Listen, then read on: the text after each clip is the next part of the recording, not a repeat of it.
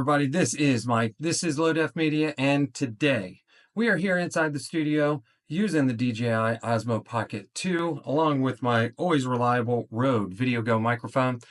And today we're going to talk about cameras because that's what we do here on this channel. We talk about content creation and the gear that goes along with it. And what I've noticed in the content creator space lately is a shift in mindset on the part of the camera manufacturers. You've got camera companies like Canon, who just came out with their Canon V1.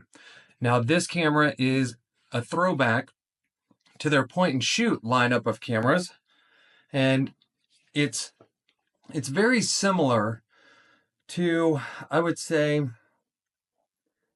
almost like the, I don't want to say that, okay, so I'll say the Nikon Z30, only because they look so similar, but because it's got the grip and it's got the same kind of boxy style, but it's not an interchangeable lens camera. It's a fixed lens camera, but it does have, it's kind of like their old G7X Mark III series, but it's got more of a pronounced grip. All right, so it does a lot of the things that the newer cameras do with the 4K image, with the flip out screen, pretty decent image stabilization. And so it's doing a lot of the things that we expect for content creator or vlogging cameras. So it's a step up from the V10, which had a very unique form factor and had some very basic specs. So this is a much improved camera, larger sensor, not quite micro four thirds, but close. I think it's larger than an APS-C sensor. And so it's in a weird space when it comes to size, but looking at what I've seen online, it's going to produce a very good image, very reliable image, great for content creators. It's going to come in probably at that $1,000 mark. So you're looking at when this Sony ZV-1 first came out, very similar price point. They've kind of dropped down in price, and now the ZV-1 Mark II is out, and that's around the $750 mark, maybe $800, and the Mark I is probably $700 or less. So taking a lot of cues from a lot of different cameras with the zoom lens, not just a fixed like the Sony ZV-1F where it's just the 20mm lens that's on there. This has a zoom lens, so I think it goes somewhere, and I'll put it on the screen, but it's probably similar to that 18 to 50 that a lot of the kit lenses have. So something in that range. And I like where they're going. All right. This is a very exciting camera for me. Even though they haven't released it in the US yet, everything has said that it's going to be in Asia and I think maybe Europe, but not in the US yet. It'll get there. I'm confident Canon's not going to bypass that market. But I look at the popularity of the Canon G7X Mark III, even now, years later. The point-and-shoot industry, or the point-and-shoot cameras that were popular 5-10 years ago are now coming back in popularity. So people love them. The DJI Pocket 2 that I'm using now, the Pocket 3 is out, and it's a very easy to use, very simple camera, and I think that's what people are gravitating to because that Pocket 3 is wildly popular. You look at the Nikon Z30, which I use here on my channel. That particular camera is very simple, very scaled down, still provides a very reliable image, has great audio quality, smaller form factor, interchangeable lens. Yes, interchangeable lens, Z mount. And so it does a lot of the things that entry-level content creators are looking for at a very attractive price point. And then you've also got Sony with their line of vlogging cameras. Panasonic is going to be going back to that point-and-shoot kind of style camera. So I see the camera manufacturers listening to the market, and instead of spending all their time and energy on these highly expensive cameras, which they still produce, but they are starting to focus some of that attention on these entry-level cameras that are very popular with content creators. Because this, in my opinion, this is what content creators are looking for. And I'll use myself as an example. I've got it right here. This is my Fujifilm XS10. All right. Now it's probably not, but it feels like a metal body. It is heavy. And then when you put on, now this is just the kit lens, but when you add this lens on there, this is a heavy camera. And even though it's a smaller camera compared to some of the other cameras in the Fuji lineup, this is still big, it's bulky, and it's heavy. So when you compare that camera to, let's say, this is my Canon V10. When you compare it to this camera, I mean, look, there's really, I mean, look at the comparison there. I mean, which one, if you're going to go out and spend a day maybe filming your adventures or taking photos when you go places, which one do you want to take? I find personally that I will gravitate towards this camera or an action camera like this. I'll take my Insta360 camera, my GoPro, my DJI Osmo Action. When I went to Chicago this past summer, I took my Osmo Action 4 with me. Great video. Got some really nice photos with it.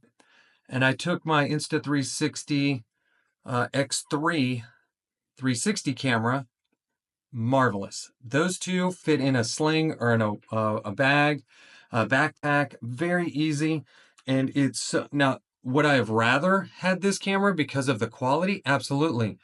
But just walking around downtown or when you're out and about, this attracts a lot of attention. And so you become a target.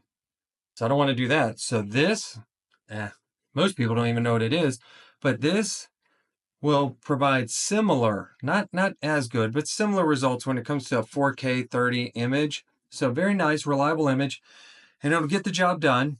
So I gravitate to that. And of course, we all use this, your phone. So I'm very excited, though, that camera companies are leaning in towards that entry-level camera that they kind of got away from for a while.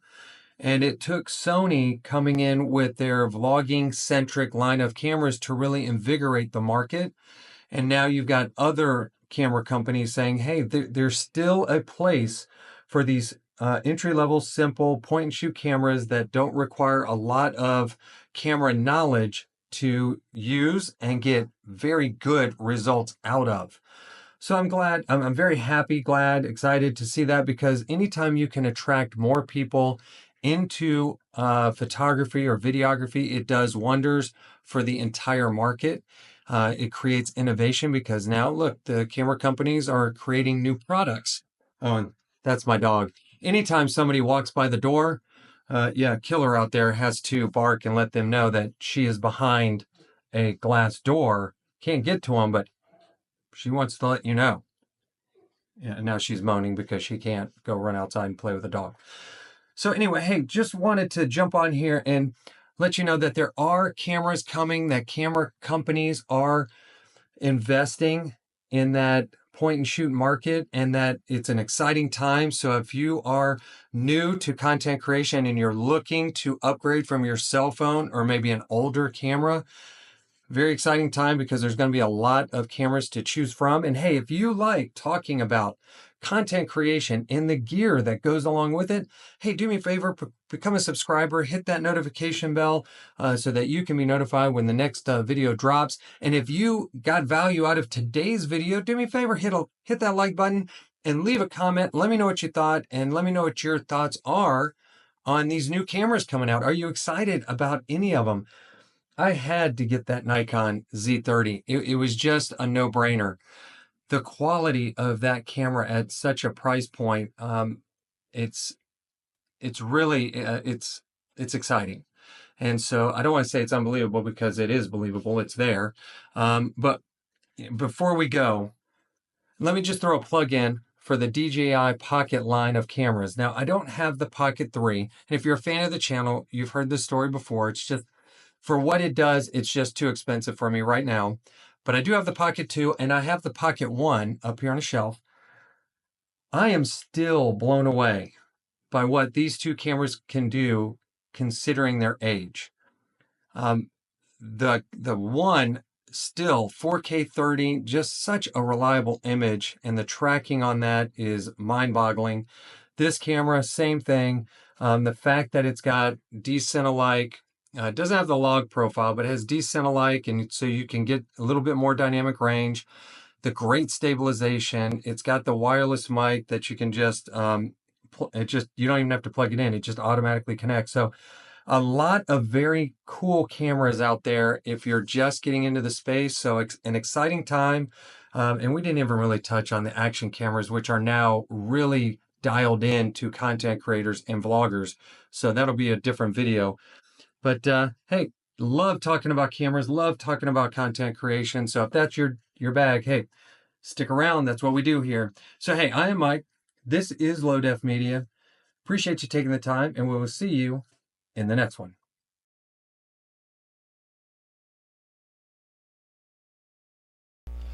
All right, so like a knucklehead, I just recorded an entire video, failed to realize that my microphone wasn't even plugged in. So, word to the wise here. Before you hit record, check all your connections. Make sure that your microphone's plugged in.